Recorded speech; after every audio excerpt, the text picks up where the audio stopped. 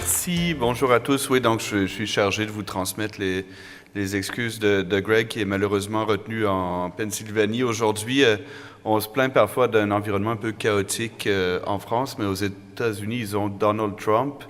Donc, ça vous donne une idée un peu du niveau d'instabilité qui peut exister pour un très gros système de santé qui est profondément affecté en ce moment même. Donc, je vais essayer, dans les prochaines minutes, de faire de mon mieux pour être son porte-parole et vous présenter, en fait, quelques trucs, entrer vraiment en détail de comment peut fonctionner un très, très bon système de santé. Vous allez voir, c'est très lié, en fait, à la présentation de Dr. Gomez. Beaucoup de choses se rattachent, comme on va le voir. Donc, ce qu'on a voulu vous présenter aujourd'hui, c'est un portrait vraiment très détaillé de comment fonctionne l'un des tout meilleurs systèmes de santé américains, alors que l'État en France semble vouloir s'inspirer beaucoup de ce qui se passe de l'autre côté de l'Atlantique. Si vous regardez ce qu'il y a dans le fameux article 51, il y a par exemple deux nouveaux modes de rémunération et d'organisation. Donc, d'un côté, le paiement au forfait pour une procédure donnée, ce qu'on appelle le bundle payment, et d'autre part, un mode de rémunération collectif pour lequel un ensemble d'acteurs s'engage à atteindre des cibles de qualité en échange d'un intéressement financier. Ça, c'est le modèle des Accountable Care Organizations, les ACO. Eh bien, en fait, comme on va le voir, Geisinger fait les deux, c'est-à-dire qu'ils font à la fois du paiement bundle et des modèles ACO à l'intérieur d'un système global. Et ce qui leur permet de faire ça, c'est le très, très haut niveau de performance qu'ils ont atteint en termes de résultats cliniques. C'est-à-dire qu'ils sont tellement bons en capacité à générer avec constance d'excellents résultats cliniques qu'ils peuvent intégrer après relativement facilement plusieurs modes de rémunération. Donc, avant d'entrer dans le vif du sujet, quelques mots sur Geisinger. Donc, Geisinger, c'est un des dixièmes, on parle souvent du système de santé américain qui est, et ça, personne ne va le contredire, un très, très, très mauvais système de santé, certainement le pire des pays occidentaux. Mais à l'intérieur des États-Unis, en fait, vous trouvez plusieurs dizaines, voire centaines de systèmes de santé, dont certains sont vraiment très, très bons. Donc, quand vous regardez la moyenne est catastrophique, mais quand vous regardez à l'intérieur, vous allez trouver des pépites. Et parmi ces pépites, et un de ceux qui est systématiquement reconnu comme l'un des meilleurs, il y a bien sûr Geisinger.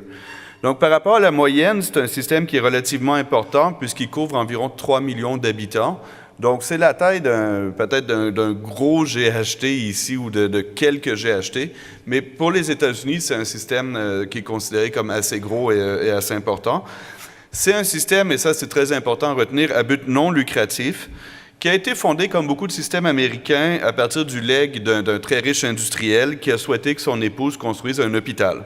Et donc, en 1915, c'est Abigail Geisinger qui a inauguré le George F. Geisinger Hospital à Danville, en Pennsylvanie, qui est toujours le site central de l'hôpital principal de Geisinger. Pour vous donner une idée, il y a 8000 habitants à Danville, mais c'est un très, très gros hôpital, vraiment à la pointe de la technologie. Donc, Geisinger, on trouve principalement dans le centre et le nord-est de la Pennsylvanie. Je ne sais pas si vous connaissez un peu ce coin-là, mais c'est un coin qui est semi-rural, assez pauvre et qui a énormément souffert de la désindustrialisation. Donc, tous ces coins-là, c'était les mines, l'industrie de l'acier, etc. Donc, c'est des coins qui ont beaucoup, beaucoup souffert de la désindustrialisation. Ça fait partie de toute cette zone qu'on appelle le Rust Belt aujourd'hui. Donc, c'est un coin qui est marqué par la pauvreté. C'est vraiment pas facile pour eux. Environ 11% de diabétiques dans le centre et le nord-est de Pennsylvanie. Donc, vous voyez un peu les enjeux.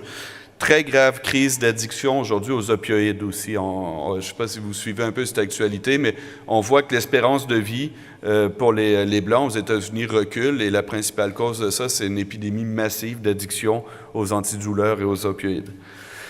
Donc, un peu comme un autre système de santé très connu, Kaiser, c'est aussi un système de santé intégré, c'est-à-dire qu'il est à la fois propriétaire de toutes ses installations, employeur de tous les gens dont il a besoin, et il y a aussi une partie assurance, donc il assure une partie des gens qu'il va recevoir, et cette compagnie d'assurance, il y a à peu près 550 000 membres. Alors, de quoi on va parler? Ce qui nous a intéressé vraiment, c'est d'aller en profondeur pour essayer de comprendre ce qui est vraiment transférable entre un système de santé américain assez particulier et ce que nous, on veut faire ici. Et ça, ce qui est transférable, je pense, et c'est ce qui va vraiment structurer la présentation, c'est la priorité qui est mise par Geisinger sur la qualité des processus cliniques et la capacité à reproduire dans le temps un très, très haut niveau de qualité pour livrer toujours le meilleur résultat possible au service du patient. Et ça, en fait, c'est quelque chose qui devrait clairement, et Dr. Gomez en a parlé un peu, ça devrait être clairement le cœur de métier de toutes nos organisations de santé. C'est-à-dire qu'on devrait tous se demander systématiquement comment est-ce que je fais le mieux possible pour le patient, comment est-ce que je m'améliore pour faire encore mieux, etc. Et ça, c'est quelque chose qui est transférable. C'est-à-dire que quand on regarde c'est quoi les méthodes qui sont utilisées pour améliorer des processus cliniques, clairement, on peut s'inspirer de ces méthodes-là. Et c'est la qualité qu'ils sont capables de générer, donc le fait d'être très, très bon, qui leur permet après d'intégrer différents modes de paiement. Donc, ils ont pu intégrer des modes de paiement assez hauts, ils ont pu intégrer des modes de paiement bundle parce qu'ils maîtrisent très, très bien tous les processus qui se déroulent chez eux. Et donc, on a cherché à entrer plus en détail sur les stratégies, les outils puis les trucs qu'utilise Geisinger pour générer avec constance un très haut niveau de qualité. Vous allez voir, il y a certains de ces trucs qui existent déjà en France à des niveaux divers, d'autres pas. On va s'intéresser beaucoup au rôle des systèmes d'information aussi dans la structuration d'un système comme ça. Mais on va voir que malgré tous les défis qu'on partage sont suffisamment similaires pour qu'on puisse, ça vaille vraiment la peine de regarder ce qui se passe chez nos collègues américain, en tout cas de Pennsylvanie. Alors, une présentation de Geisinger. Donc, Geisinger, vous avez 3 gros blocs. C'est un système de santé, comme je le disais, qui a 8 principaux hôpitaux. Donc, c'est à peu près la taille, disons, un très, très gros GHT, je dirais, ou plusieurs. Aussi un centre spécialisé de lutte contre les addictions. 8 centres spécialisés, en fait, où ils font de la chirurgie en externe, et à peu près 2000, donc vous voyez 2600 en lit. Pour ça, ils s'appuient sur 1500 médecins et surtout 800 infirmières de pratique avancée. Donc, à l'heure où on développe, ça vient d'être créé ou admis en France, vous voyez que le ratio infirmières de pratique avancée, médecins, est extrêmement élevé. Et ça leur permet de faire beaucoup de choses, en fait, qui aujourd'hui sont faites par des médecins ici. 215 sites, 215 cabinets de ville, si on veut, ou en fait, en vérité, c'est plutôt des maisons de santé, donc c'est des cabinets évidemment groupés. Il n'y a plus de pratique solo. Et à peu près 3,4 millions de visites au sein de tous ces sites de soins primaires. Ils ont aussi, donc, comme je le disais, une compagnie d'assurance qui couvre à peu près 550 000 personnes, dont toute une série de patientèles qui viennent des 2 assurances publiques aux États-Unis, donc Medicare et Medicaid, qui couvrent les personnes âgées et les personnes plus pauvres. Et donc, en termes de couverture géographique, Geisinger, c'est 45 comtés en Pennsylvanie. Un comté, c'est une très, très grosse commune, donc c'est à peu près la moitié de l'État de Pennsylvanie. L'avantage d'être intégré et d'avoir cette partie compagnie d'assurance, c'est que ça permet évidemment d'avoir une vision complète sur tout le processus et tout le cycle de production de soins. C'est-à-dire qu'ils sont capables d'aller chercher quelqu'un dès les tout premiers stades de contact avec une infirmière en ville ou un médecin généraliste, jusqu'à, en fait, on va le voir, jusqu'à l'hospice, jusqu'au centre de soins palliatifs. Ça leur permet d'intégrer tout ça et après, comme ils ont cette compagnie d'assurance, de réfléchir vraiment aux meilleures stratégies pour donner les meilleurs résultats pour le patient. Donc, qu'est-ce qu'ils cherchent à faire? On voit qu'en fait, là, c'est la complexité américaine, et quand on dit qu'ils ont un mauvais système, là, on le voit tout de suite. Il y a à peu près 1 million de personnes qui visitent les hôpitaux Geisinger chaque année, dont une partie est assurée par Geisinger. Donc, on voit que l'enjeu pour eux, c'est d'essayer de fidéliser, si on veut, au maximum, ou de repérer au maximum les gens qui viennent pour être capable de les suivre, alors que ce n'est pas du tout évident, parce que quand on va voir un peu dans leur structure, en fait, les Américains, outre Medicare et Medicaid, peuvent avoir une multitude d'assurances fournies par l'employeur, assurances qui sont achetées par une personne individuelle, etc. Donc, la capacité à suivre les gens, c'est quelque chose qui est vraiment un enjeu énorme pour eux, que nous, en France, heureusement, on a moins, mais qu'on n'utilise pas du tout. C'est-à-dire que tous les gens, heureusement, en France, ou presque, sont couverts par une forme ou une autre d'assurance maladie. Après, ce qu'on ne mobilise pas, c'est notre capacité à les suivre dans le temps et à leur offrir un service de qualité. Geisinger est et ça c'est le cœur un peu de la présentation, très engagé dans toutes les approches populationnelles. Donc, on voit une accélération très rapide ces 10 dernières années de toutes les choses qu'ils ont mis en place. Donc, ils ont commencé dès 1993 à se dire, mais on a beaucoup de cancers du poumon chez nous, on a beaucoup de BPCO. Donc, ils ont commencé à travailler dès 1993 sur la prévention. Et on voit que c'est facile pour eux dans la mesure où ils ont aussi toutes les ressources en ville qu'ils peuvent mobiliser pour ça. Et en 2005, ils ont inventé, donc, je ne sais pas si j'ai un pointeur là-dessus. Ce que vous voyez, Proven Care, ça, c'est vraiment le produit phare de Geisinger, c'est-à-dire un ensemble d'actions extrêmement protocolisées et codifiées avec des indicateurs et qui permettent, en fait, de fournir avec constance toujours un très haut niveau de qualité. Donc, Proven Care, ça a été développé pour une série d'interventions aiguës au début, donc des remplacements de la hanche, des chirurgies cardiaques. Et ça a été un des tout premiers programmes, donc forfaitisés, qui a atteint un tel niveau de qualité que maintenant, Geisinger est capable d'offrir une garantie. C'est-à-dire qu'ils disent aux gens, écoutez, si vous avez des complications à l'intérieur d'un certain délai ou si vous devez revenir à l'hôpital, on vous rembourse le coût de la totalité de l'intervention. Donc ça, c'est le niveau de qualité qu'ils ont été capables d'atteindre. Ils sont assez sur d'eux pour dire, écoutez, nous, on ne fera pas d'erreur, et si on en fait, bien, on va vous rembourser. En 2007, ils ont étendu ce programme pour... Ah, ici. Non, je ne l'ai pas. Ils ont étendu le programme Proven Care Navigator, c'est la même chose. Là, c'est un programme dédié au suivi de patients complexes. Et on voit qu'à partir de 2011, plusieurs modifications dans les modes de paiement. Donc, ce qu'on voit en bas, le CMMI Bundle, ça, c'est justement un programme national de paiement forfaitisé pour une série de procédures aiguës. Donc, là, ils sont aussi en train c'est ce qu'ils font actuellement pour une série de chirurgies. Et à partir de 2013, ils ont mis en place aussi un ACO. Donc, les deux, en fait, coexistent de façon parallèle, en plus de tous les autres plans d'assurance. Donc, ça donne un système très complexe, mais on voit une accélération rapide de toute une série d'initiatives en direction d'une approche populationnelle. Quels sont pour eux leurs principaux défis? Et ça, c'est intéressant de voir ça, nous, de France, parce que Geisinger est vraiment considéré comme un des meilleurs au monde. Qu'est-ce qu'ils considèrent être les gros trous? Le premier point, ça rejoint ce que Sandra disait à l'époque, c'est qu'ils estiment qu'il y a encore trop de variations dans les pratiques et dans les modes de prise en charge et dans ce qui est fait à un patient individuel. Et ça, c'est leur première priorité, c'est-à-dire ils disent, nous, en tant que système, pour un patient donné, on doit être capable de fournir avec une constance absolue toujours le même niveau de qualité, un niveau de qualité supérieur. Et ça, c'est intéressant de voir que c'est vraiment leur première priorité, avant même les questions de financement, de est-ce que ça pousse les gens à faire trop d'actes, etc. Le premier truc qu'ils voient, c'est vraiment de comment est-ce qu'on se met en position de fournir avec constance toujours le même niveau de qualité.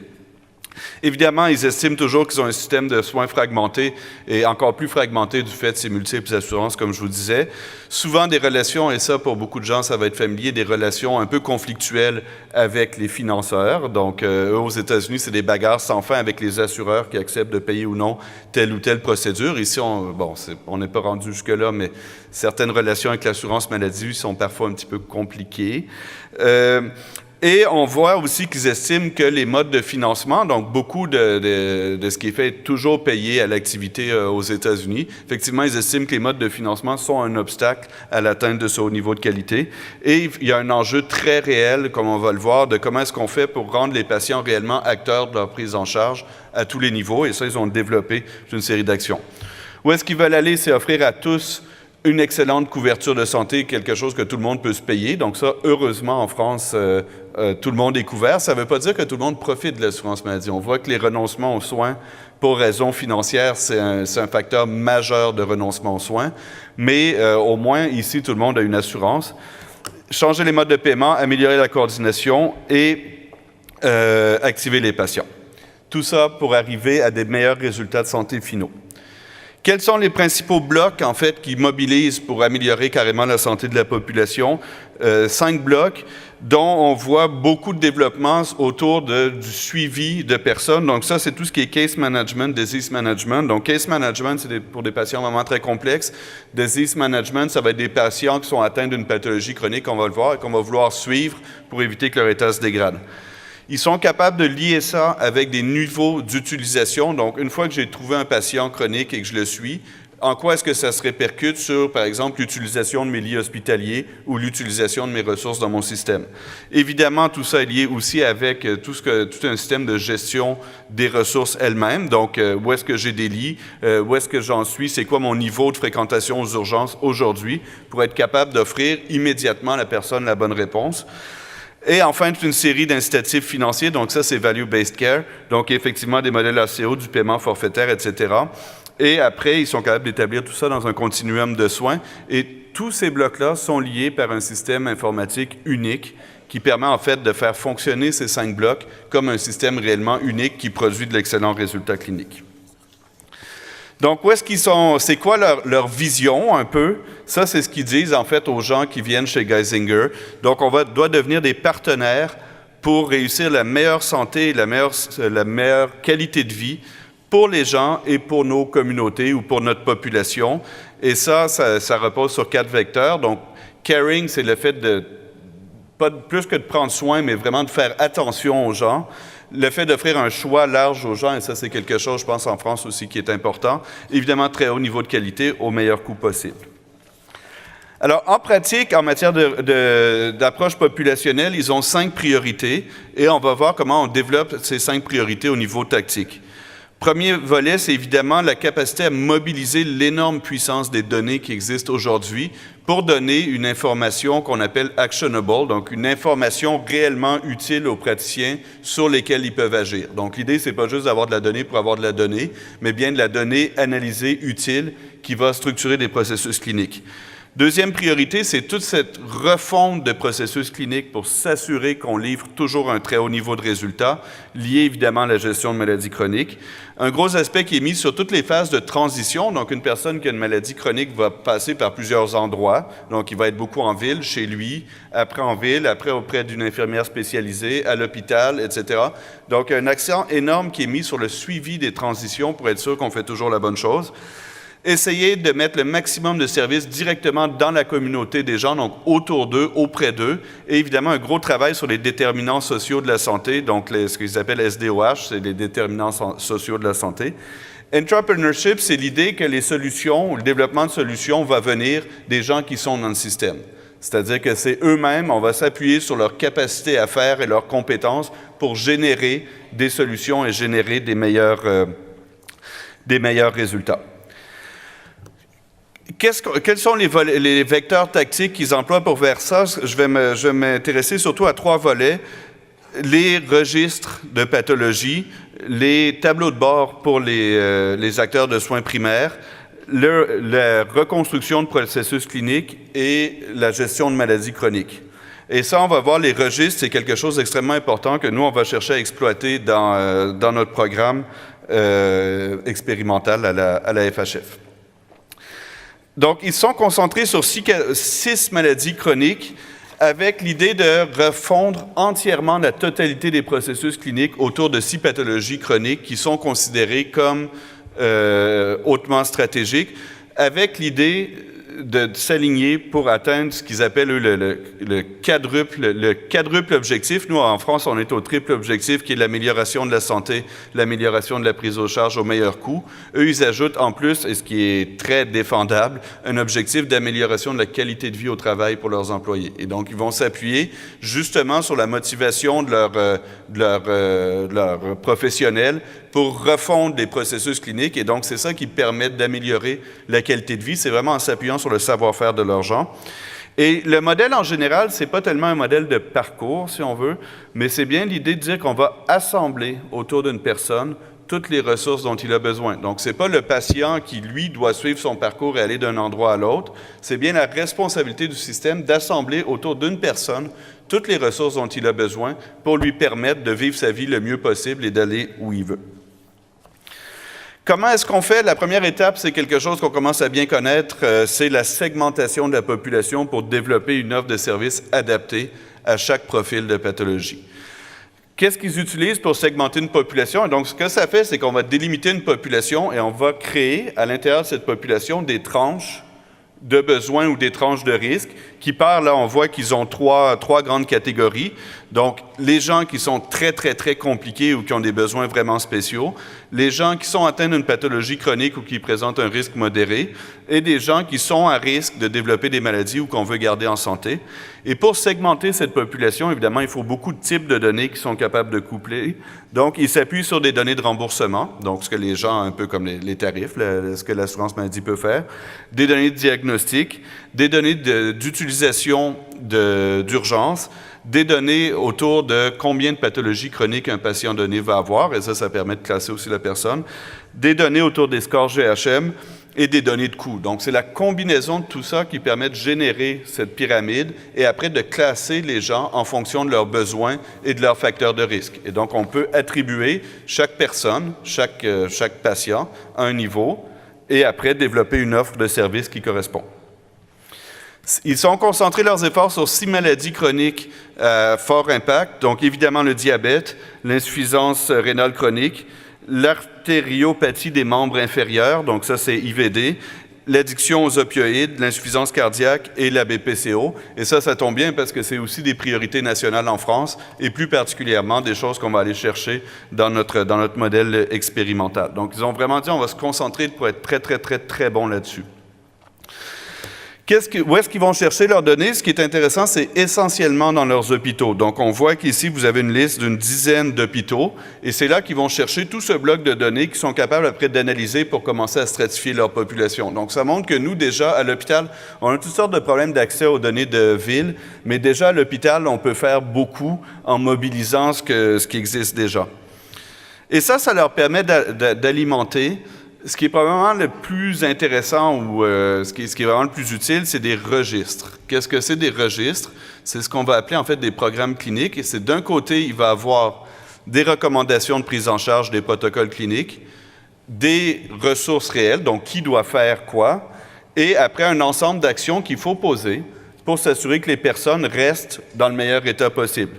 Donc, ils sont appuyés pour leurs 6 maladies chroniques sur des registres qui existaient déjà dans des plateformes informatiques et ils ont développé aussi leur propre registre et ça se fait par les professionnels eux-mêmes. C'est-à-dire, c'est les professionnels qui se mettent autour d'une table en disant « mais qu'est-ce qu'il faut suivre, qu'est-ce qu'il faudrait faire, comment on s'organise pour le faire, à quelle fréquence, etc. » Et ça, on va voir comment ça peut se développer dans la pratique. Et évidemment, dans le registre, on va mettre des gens. C'est-à-dire que la personne qui est considérée comme un patient très complexe, on va le mettre dans le registre, disons, diabète. Et ça correspond à une série d'actions qui doivent être faites pour pouvoir le suivre.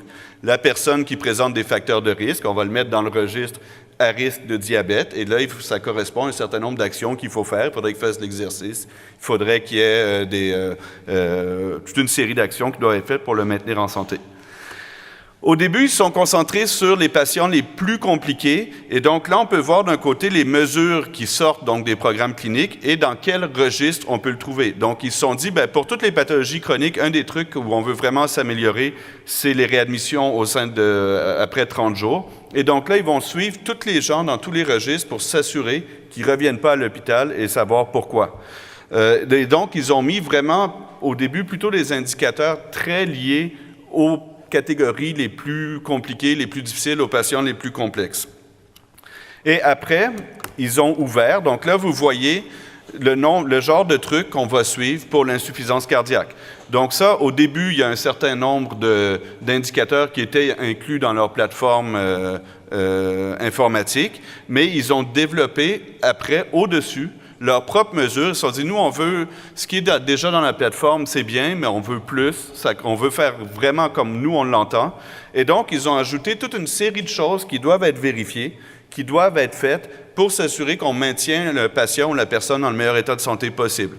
Et donc, ça, c'est dans un modèle qu'on appelle All or None Bundle Measure, c'est-à-dire pour être considéré comme bon. Donc, autrement dit, pour dire, OK, vous avez rempli votre objectif, il faut avoir fait toutes ces choses-là. Donc, il ne s'agit pas juste de faire uniquement une vérification pour voir si la personne fume et uniquement une vérification pour voir s'il a été réadmis à l'hôpital. Il faut bien cocher toutes les cases que vous voyez là pour être considéré comme bon et considéré comme ayant atteint les objectifs de l'organisation. Donc, vous voyez, et tout ça, ce sont des indicateurs qui sont développés par les professionnels, qui sont basés sur la littérature médicale, etc., et qui sont capables de suivre.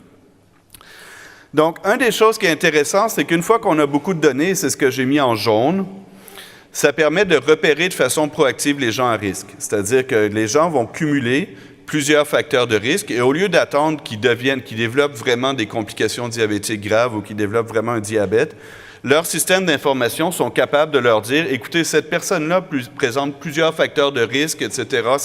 Son hémoglobine semble hors de contrôle. Mettez-le donc dans votre programme de prévention du diabète ou mettez-le donc dans votre programme de gestion du diabète. Donc, on est capable d'identifier de façon proactive les gens vers qui on devrait aller et développer des actions. Et ça, c'est un outil extrêmement puissant parce que ça fait qu'on n'est plus passif face à un stock qui grandit toujours, mais bien on est actif et on est capable de gérer vraiment la santé d'une population. Alors, de quoi ça a l'air? C'est quand on commence à travailler sur des processus cliniques qui sont capables de travailler sur tous ces aspects-là, donc à partir du suivi de patients à distance, donc ça c'est simplement donner des coups de fil, utiliser des applications, etc., jusqu'à l'utilisation de services surspécialisés à l'intérieur de l'hôpital. Et c'est comme ça qu'on fait pour lier, évidemment, ce qui se passe dans nos hôpitaux, ce que nos spécialistes hospitaliers vivent, à ce qui se passe en dehors de l'hôpital. Parce qu'évidemment, pour les spécialistes hospitaliers, on va essayer d'aller chercher des patients le plus tôt possible pour qu'ils arrivent dans le meilleur état possible quand une intervention est nécessaire. Plutôt que d'attendre que la personne se dégrade complètement et arrive à l'hôpital aux urgences, on va mobiliser tous ces composants pour s'assurer d'être capable de bien suivre tout le monde et que les gens soient dans le meilleur état possible. Et donc, on voit par exemple qu'il y a énormément de travail avec les travailleurs sociaux, donc au tout premier bloc. Beaucoup de ce qu'ils appellent Community Health Assistants, c'est des gens qui vont être à l'interface entre, disons, le monde associatif, le monde médico-social, le monde médical, et qui vont être capables de connaître un peu tout ce paysage et d'assembler toutes ces ressources autour d'une personne. Et évidemment, ça s'appuie sur des infirmières de pratique avancée, donc ce que j'ai mis ici en jaune. Donc, c'est vraiment la capacité, en fait, d'assembler tous les blocs autour d'une personne qui génère la performance et suivre ce qu'on fait. Et donc, on voit ici les gens sur qui ils s'appuient pour redéfinir leur programme clinique. On voit bien qu'on assemble autour d'une personne donnée. Donc, ce n'est pas tellement un parcours, c'est bien cette idée de cercle autour d'une personne. Toutes les gens qui sont nécessaires pour lui permettre de vivre la vie la plus normale possible ou la plus gratifiante possible. Donc, on voit qu'on a quand même des grosses ressources en matière de travailleurs sociaux, en matière de bonnes habitudes de vie. Donc, Wellness Coach, c'est quelqu'un qui donne des conseils pour mieux vivre, pour faire de la marche, pour avoir une vie sociale, etc. Aussi, Community Health Assistant, ça va être quelqu'un qui va être capable de mobiliser. Et ça, c'est une chance qu'on a en France. C'est un tissu associatif extrêmement riche et dense. Après, la question, c'est comment est-ce qu'on fait pour mobiliser ça au bénéfice d'une personne? C'est très compliqué quand on se retrouve tout seul face à beaucoup d'organisations. Comment on fait pour mobiliser? Et on va voir qu'il va y avoir un gros travail aussi sur les déterminants de santé assez marrant. Et donc, on voit ici un peu ce qu'ils ont. Ça c'est un peu le parcours de vie d'une personne. C'est-à-dire qu'elle va osciller entre plusieurs sites. Et le jeu, c'est qu'en fait, où qu'elle aille, on va toujours être capable de la suivre et toujours être capable de lui apporter la bonne réponse. Et ça veut dire aussi, par exemple, ce qu'ils disent, c'est faire sortir les spécialistes de l'hôpital pour aller les mettre à la rencontre des patients pour éviter qu'ils viennent trop tard à l'hôpital et qu'ils génèrent des mauvais résultats en termes de résultats de santé et en termes de coûts. Comment est-ce qu'on fait pour interagir avec le patient? C'est des choses que vous connaissez déjà, mais ils mobilisent donc tout ça. Des messages textes, un portail patient, des visites via l'ordinateur, du monitoring à distance. Donc ça, par exemple, on voit bien l'utilité pour les patients diabétiques, télémédecine et ces petits machins, là, les iPhones. Donc, ils sont capables, en fait, de suivre tout ça à distance et de l'intégrer dans leur flux d'informations pour savoir où est-ce qu'il en est le patient aujourd'hui et de quoi il a besoin. Alors, c'est quoi pour eux aujourd'hui les gros leviers qu'il faut mobiliser pour arriver à une bonne gestion populationnelle? C'est effectivement, d'abord, il faut acquérir, mettre la main sur les données dont on a besoin. Donc, on a vu qu'on a beaucoup de données à l'hôpital qui peuvent être utilisées. Évidemment, il y a un énorme trou et c'est la ville. C'est-à-dire, je parle du point de vue des hôpitaux. Comment est-ce qu'on fait pour mobiliser ça de façon cohérente et faire en sorte qu'on puisse suivre une personne et lui offrir le bon service au bon moment? Et il y a aussi un autre aspect qui est important, c'est qu'en fait, on n'est pas capable de mesurer les coûts aujourd'hui. Ce qu'on a, en fait, c'est une accumulation de tarifs, mais des tarifs ne signifient pas forcément des coûts. Et donc ça, c'est quelque chose aujourd'hui qui est encore difficile à faire en France, et même pour eux, c'est encore difficile. C'est-à-dire, comment est-ce qu'on fait pour calculer le coût complet d'une prise en charge ou du maintien en santé d'une personne qui serait à risque de diabète? Ça implique évidemment énormément d'intervenants qui sont dehors de l'hôpital, et ça, c'est quelque chose qui est assez compliqué à faire. Avoir un éventail d'outils très large pour répondre à tous les besoins, ça, c'est un aspect aussi fondamental pour eux. Et quand on dit éventail d'outils, c'est des outils parfois surprenants. Par exemple, quand on réfléchit à toute la chaîne de création de valeur pour un patient diabétique, on se rend compte qu'un des gros facteurs de risque pour le diabète ou l'aggravation du diabète, c'est l'isolation sociale. Isolement. Isolement ou je me trompe toujours. Isolement. Ça, c'est quand on fait trop d'allers-retours entre le français et l'anglais, on devient corrompu à un certain point. Donc, l'isolement social. Alors, ils se sont dit, dans le fond, les gens qui souffrent d'isolement social, de quoi ils ont besoin? Ils ont besoin de sortir de chez eux. Et donc, ils leur prêtent, pour certaines catégories de patients spécialement à risque, ils vont leur prêter une voiture. Et pas une voiture pour aller à l'hôpital, mais bien une voiture pour pouvoir sortir de chez eux, pour pouvoir aller au centre commercial, pour pouvoir aller au cinéma, pour pouvoir aller voir des amis, pour leur permettre de rétablir, alors qu'auparavant, ils étaient coincés seuls dans leur maison et leur état se dégénérait. Donc ça, quand on fait une analyse complète des coûts, on peut arriver à des choses comme ça. Ils offrent, évidemment, ils ont conclu des accords avec des fermes pour offrir de la nourriture, des aliments frais à certaines catégories de population avec des cours de cuisine. Je voyais, il y a une statistique qui est sortie, 1/3 des Américains mangent au fast-food chaque jour. Vous voyez bien pourquoi il y a de l'obésité. Et en fait, les gens ne savent même plus à quoi ça sert des légumes. Ils ne savent même pas à quoi ça ressemble. Donc, il faut faire tout ce travail de rééducation, d'explication. Et ça, en France, on est chanceux. On a une tradition culinaire assez riche qu'on peut mobiliser. Et donc, c'est vraiment la capacité de mobiliser plusieurs outils différents pour être sûr d'apporter la bonne réponse. Et ce programme, je disais, de cours de cuisine et de fourniture d'aliments frais, ils ont mesuré le coût par rapport à une thérapie standard en matière de diabète. Donc, les médicaments qu'on utilise pour maintenir le niveau d'hémoglobine sous contrôle, ils ont comparé ça au coût du programme où on fournit des aliments frais et ils ont réduit le coût pour ces patients-là de 80%. Donc ça, c'est une bonne analyse en matière de coût-bénéfice. La santé des gens s'est améliorée. Ils ont une vie sociale beaucoup plus épanouie et ça coûte 8 fois moins cher ou presque 80% moins cher au système de santé. Et donc ça, c'est la capacité quand même à générer beaucoup d'analyses et beaucoup de données et à mobiliser ça au service de très bons processus cliniques. Qu'est-ce qui arrive aujourd'hui? Ce qu'ils veulent faire, c'est effectivement comment est-ce qu'on assure un meilleur suivi et un meilleur offre de choix qui colle vraiment aux demandes des gens, donc pas seulement qu'est-ce qui devrait être fait du point de vue médical, mais comment on s'assure que les gens qui viennent de subir une opération ou une intervention aiguë, comment est-ce qu'on s'assure qu'ils font vraiment ce qu'ils veulent faire? Donc là, c'est aussi tout un autre travail de qu'est-ce qu'on déploie comme ressources, comment est-ce qu'on intègre les patients dans nos conceptions de stratégie, comment est-ce qu'on s'assure qu'on a les bonnes ressources, etc. Comment est-ce qu'on s'assure que les gens, en fait, soient en bon état? Beaucoup de gens vont éventuellement avoir besoin de l'hôpital, à peu près tout le monde. L'enjeu, c'est de s'assurer qu'ils soient dans le meilleur état possible, au meilleur moment possible, quand ils vont venir à l'hôpital. Il y a une énorme différence entre traiter quelqu'un que l'on suit, qui est stable, qu'on connaît, et on sait qu'il faut lui programmer une intervention, par rapport à recevoir quelqu'un qui arrive aux urgences avec tout plein de trucs qu'on découvre à la dernière minute, et ça ne donne pas des bons résultats. Donc, l'enjeu pour eux, c'est vraiment comment est-ce qu'on va intégrer une hospitalisation dans un parcours ou un parcours complet pour être sûr qu'ils soient en meilleur état. Évidemment, ils continuent à essayer de voir comment est-ce qu'on peut suivre à peu près en temps réel notre activité et beaucoup de travail justement sur les déterminants de la santé. Donc, ils ont par exemple un énorme programme aujourd'hui d'analyse génomique, mais ils font aussi des trucs beaucoup plus basiques, par exemple des partenariats avec des villes.